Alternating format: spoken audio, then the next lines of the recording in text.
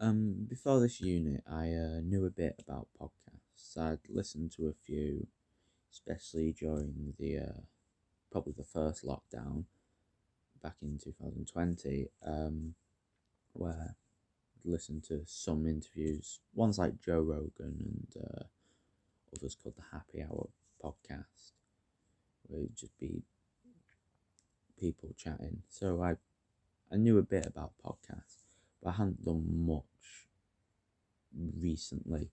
So when coming back to this unit and learning a bit more about podcasts, there's quite a bit to know.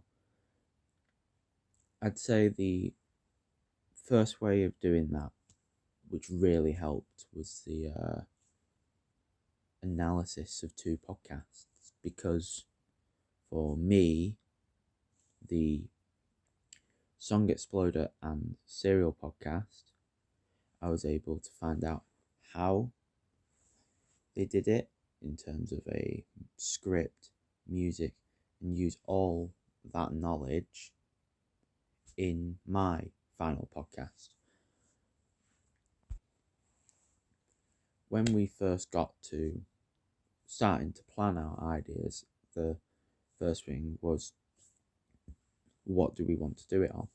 So I took a few suggestions, thought of 3 ideas of things I could do, and who I could interview for them. After some talking, after some ideas, I was like, okay, I think football would be best, but what can I do within that to create its own little niche?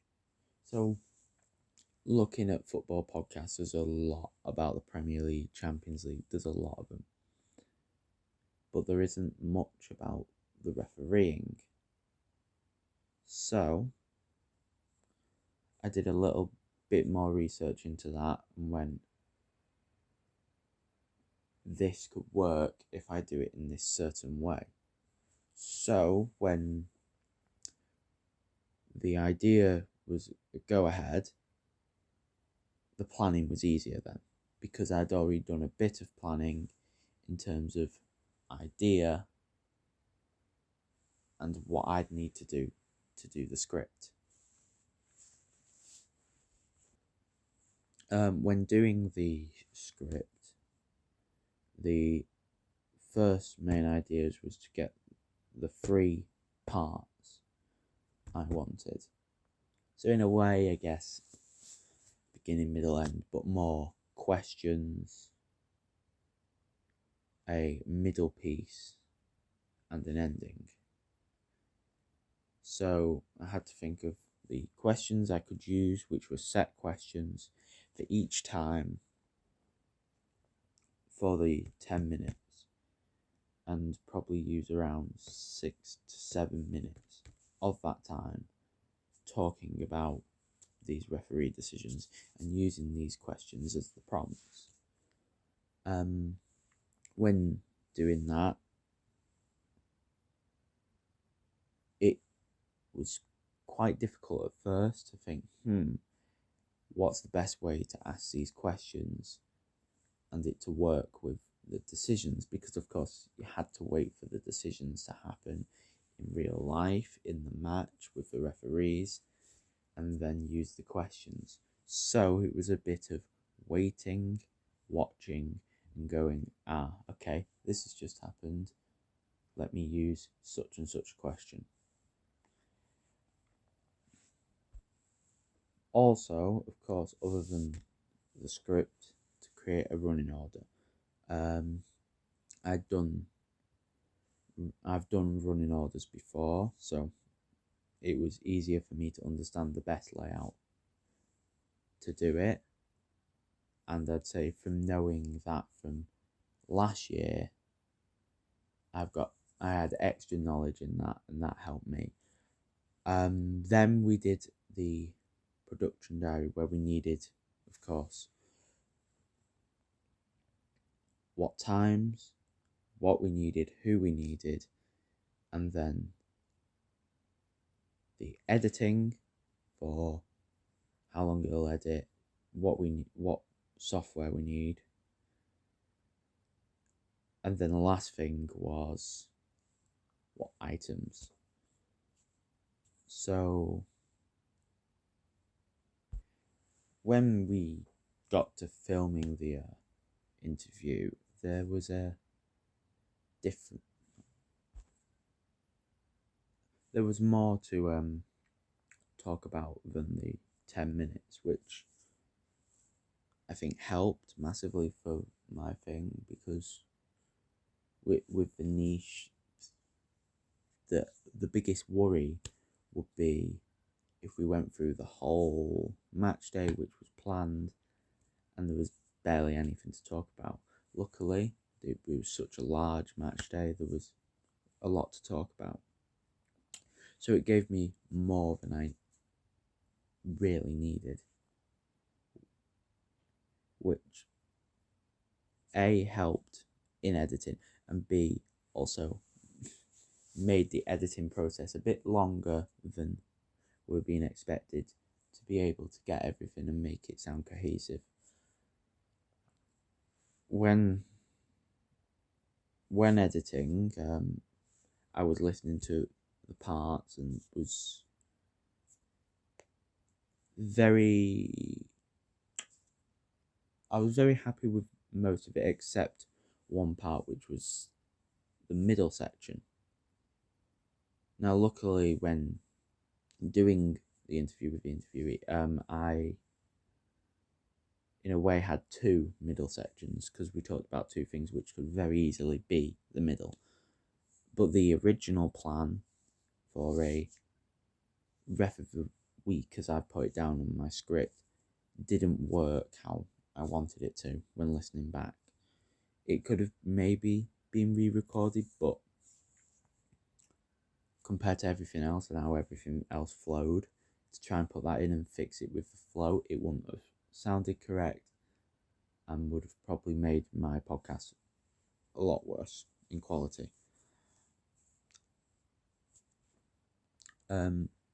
For the podcast, we decided the best way for us to do it was to record the main part of the podcast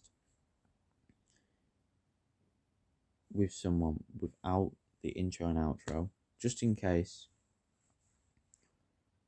we wanted it to sound a tiny bit different, and then used a radio room in college, which was the first time I'd ever used that, so it took a few minutes. But after a few tries, I was able to get what sounded correct for me for my intro and outro. With football and my target audience, it's a wide range.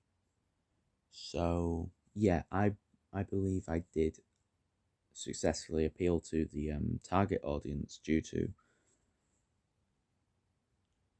it followed football, it followed how I wanted it and how it was best to produce that type of thing where people would listen and continue listening and not click off or just mute it.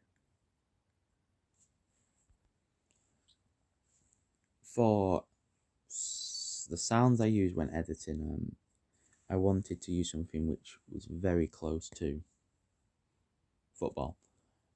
So after listening to a few different songs which could possibly work, using the old Premier League anthems in the background worked very well with the interview over the top. I'd say this was the longest part of the editing for me, as I can be very finicky with how things sound, as I want it to not be too loud or too low, and I want it to be able to sound like it follows the podcast correct, so nothing seems out of place.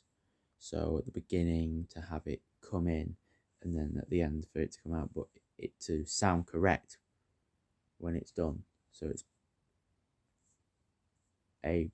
better when I'm editing it and better for an audience.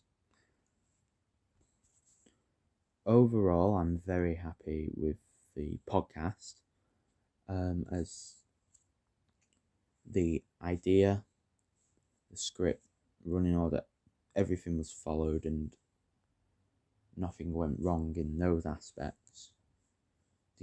Like I've already said, the only thing was a part where it was the middle section, but I was able to change it to something else which sounds a lot better for the flow and overall is probably better for the podcast. For items used, of course, it was the second time I've used a Zoom recorder after using it in Unit 2. I'd say this time it was a lot easier for me to use it, as I of course had prior knowledge of using it, and this time it only took one time to record instead of having any issues like the first time where it took more than one time to record.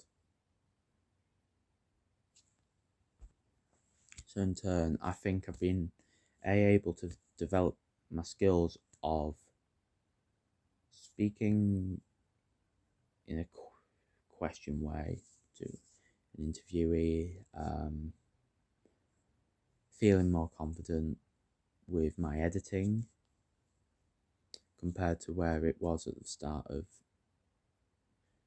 with Unit 1 and 2. I think my planning is better than where it was, as it was a lot easier using things we'd already done and using work we'd done through analysis and everything throughout the unit and being able to put it into the podcast.